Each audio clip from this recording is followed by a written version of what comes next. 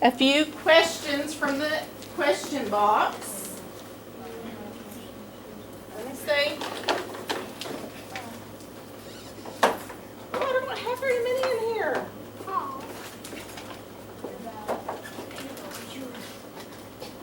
This is a really, really, really good one. Oh no. Really good one. Why do some people have sex before marriage? Okay. So this is a really good question, but a tough one. Okay, listen.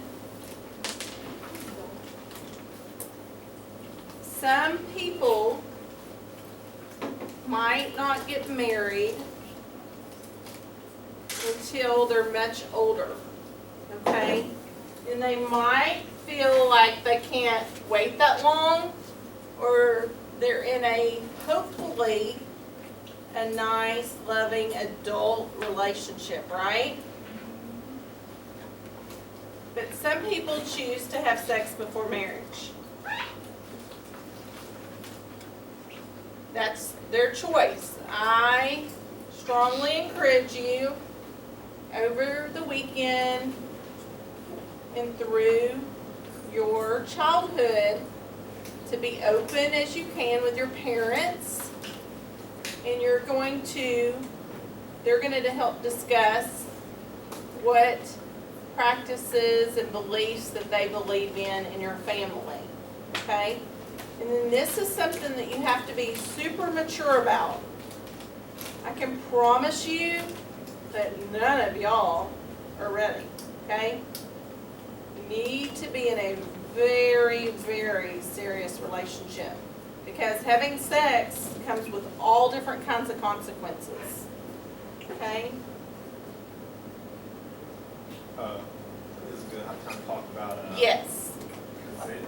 Forrest, throw in the So biblical it's side not, to some this. people who don't have sex before marriage, we talk about, emotional intimacy and stuff like that. And there's a big word. You're gonna see me come in, starts like this, like for covenant, but I'm gonna drive it home and like nobody's business. And I write in all caps. Yes. We're going to talk a lot about that word tomorrow. Drill that word into your brain right there. What's that word say? What's that word say again? Consent. Third time, one more time. What's that word say? Consent. So, some individuals, unfortunately not everybody's consenting individuals. There is such thing as, rape and stuff like that. And that's why consent is so important. That's why emotional intimacy is so important. That's why respecting boundaries. Because technically right now what I'm doing, I'm assaulting Caleb. Because he did not ask me to touch him, nor did I ask him his permission if I could touch him. So whether it be platonic, whether it be intimate, and especially sexual, really it always has to be boundaries. Any kind of touch, there must be consent, permission. And that's why we talk about, we talk about sexual relationships, whether it be marriage, outside of marriage, whatever spectrum you're on. There must be, what word? Consent. Second time? Consent. One more time, as loud as you can say it. Consent. Amen. All right. That's right. Okay, is masturbating okay? And yes, the answer is yes. And masturbation is the concept of touching yourself for pleasure. Okay? And girls do this and boys do this, and this is all normal. Okay, we'll do one more question. Is it okay to feel weird when talking with others about our bodies? Absolutely. I'm married and I still feel weird talking to my wife. Absolutely. It is totally normal to feel a little weird about it. Now, I don't feel too weird about it because I'm a nurse, so I say these words all the time, and it's just part of the body for me. So it didn't really make me feel weird. But at your age, I would never, ever have dreamed that I would talk about this with other people, okay? This is one reason why I am so compassionate for y'all to take this class, so that you feel more comfortable about talking about your bodies, especially with a person of another sex, okay? Or that you're in an intimate relationship with, a sexually intimate relationship with. Okay. So, now we're going to go over male bodies next, okay? Okay, here's my picture again. So, the penis is the male shaft, and the tip is called the glans. At the tip of the glans is the urethral opening, see that? And this is where what comes out? Pee, or urine. The anus is where solid waste comes out, such as boys. Do y'all want to teach this class? Okay, be quiet. Layton, can I have you come sit up here next to Caleb, please? The male genital Please area come sit. No, has please come sit up here next to Caleb. two openings, the anus and the urethral opening. Okay, the penis is made up of nerves and tissue that fill with blood during sexual arousal. Most of the time, the penis is limp or flaccid, remember we talked about. When flaccid, it rests in front of the body.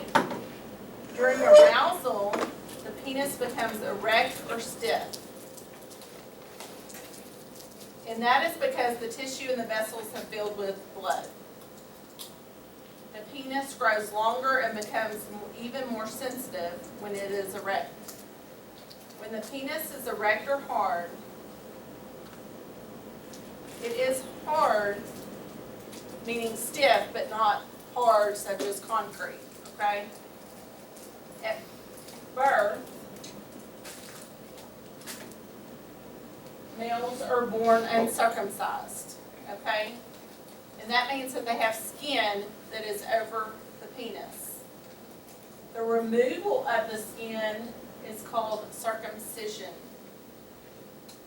We read about circumcision in the Bible.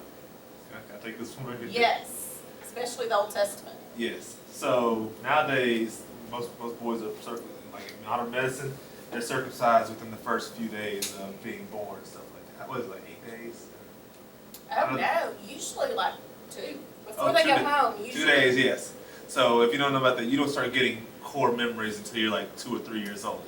So luckily for us guys, we don't have to remember that, you know. Right. Oh, Thank no. goodness. If you ever had that happen to you, I'm glad. That's not a memory I want to have right there. I don't like to even remember having cramps in my thighs and stuff like that. But in the Bible, there was one time where the Israelites had to fight. Oh, goodness. Oh, goodness. It was some battle they had to do. And so God, said circumcision was a sign of a covenant. Now that we can get in Old Testament and New Testament. But he said, okay, in order for y'all to go into this battle, y'all just be circumcised.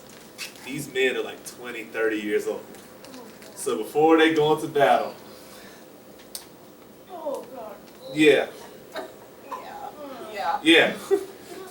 So be happy that modern medicine, when there's circumcision, that it's done early. And unfortunately, in some countries, this is a long rest for you, they have this thing called female circumcision as well. And they do, and it's very unfortunate because sex can be taboo in certain areas, and they see like, okay, it should only be done for, she's told us that it's for sexual pleasure and for reproduction. And some people think, oh, only for reproduction and stuff like that. So unfortunately, some women, A lot of religions teach you that. that female circumcision, so they would take the female shaft called the clitoris, and yeah, not something I want to, I'm not a woman, I've never had that sensation, but now don't sound too good to me. So, but that's circumcision and stuff like that. So let's be thankful that it's done early. You're probably crying bloody murder, but you're 2 days old, so you can't remember it. It's not too bad. Both the uncircumcised and the circumcised penis, they can both get erections. You can have sex, and you can also pee, okay? It's just the same. Neither is necessarily better than the other. In some medical scenario, a lot of medical people think that the circumcisions are better because they think that you stay cleaner and that the skin is not there, and so that you're able to keep it cleaner, okay? And in a uncircumcised penis, you actually have to retract the foreskin and be able to clean around everything to keep it cleaner.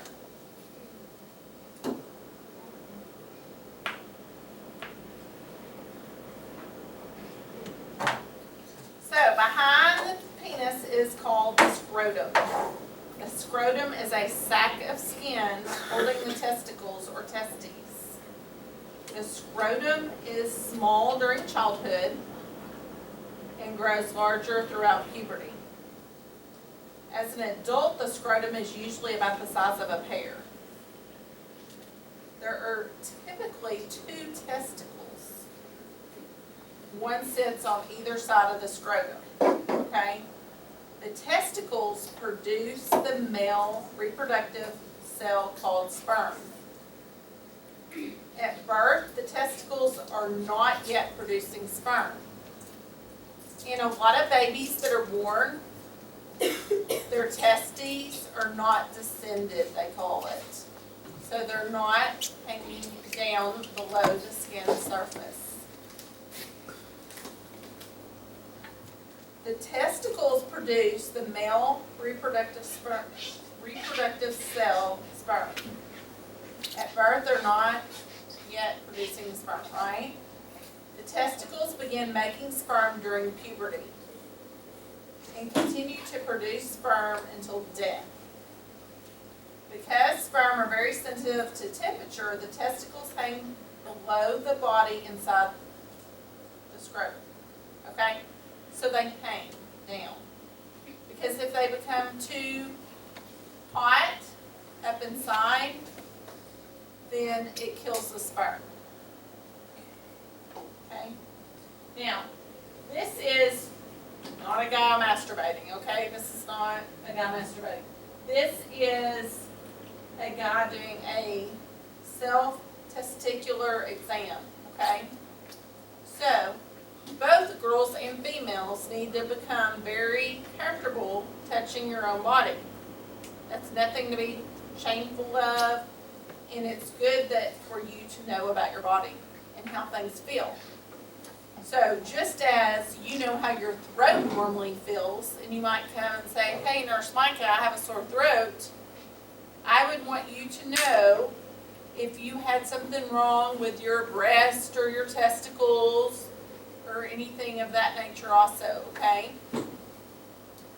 So, this is where a guy would feel of his testes and feel if they should be round and smooth like a marble. And if they noticed any knots, then that might be something that they need to go to the doctor, okay?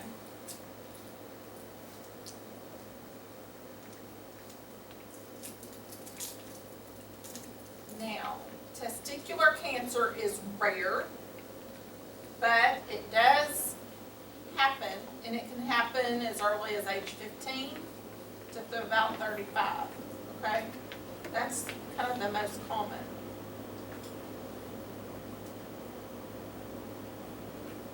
Questions?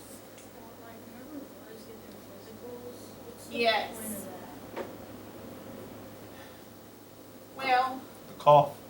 the The coughing, whole they want to make sure, that your testes are not, like twisted, or that they're hanging correctly, and to feel of them, just to make sure that they're smooth, kind of like a grape or a marble. That's basically the reason for that, okay? Trust me, when you learn about the female exam, we got it. Yes. We guys, we got it easy. Girls go through a lot got it easy. more. Yeah, Okay, we'll get to that part. all right. Here's another picture. Okay, so on the back side of the testicles is a quill of tiny tubes, and it's called the epididymis. Everybody see the epididymis? Yep. No. Oh, yes. All the way at the Bottom, bottom. all the way at the bottom. Oh, yeah, see that? Oh, I could use a little laser, it didn't really It's not bright as point very good, so everybody sees that.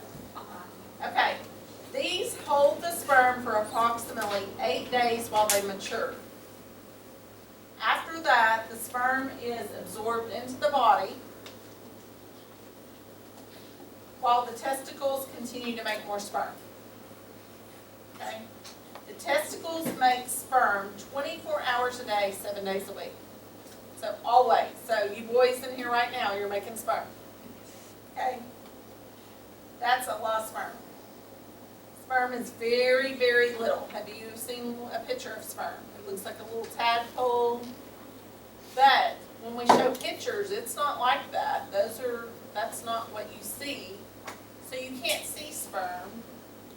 So if you had semen with a sperm in it and you looked at it, you would not be able to see your sperm. Okay? Very microscopic.